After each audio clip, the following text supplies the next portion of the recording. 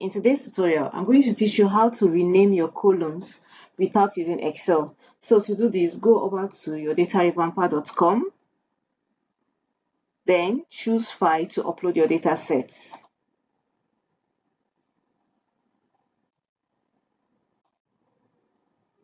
Click on Load Dataset to proceed. Then go to step 2 to rename your columns. For this first column, I'm going to rename this to product code.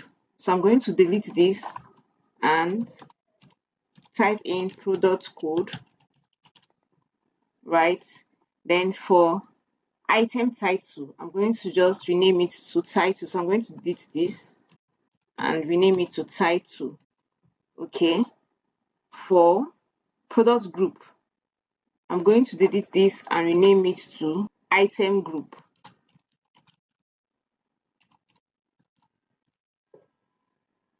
For units available, I'm going to delete this and rename it to, let's say, product units. Then for this one, purchase cost, I'm going to delete it and rename it to costs. Then for retail value, I'm going to delete and rename it to value. Then for storage location, I'm going to delete this and rename it to location. Then that is all. So I'm going to go over to preview to see the changes I have made. Product code, title, item group, product units, cost, value, and location. Okay, so everything looks fine. I'm going to click on the download cleaned output button to download my dataset.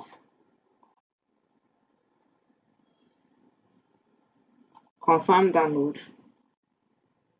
Download cleaned Excel. It has downloaded, so now let us view our dataset.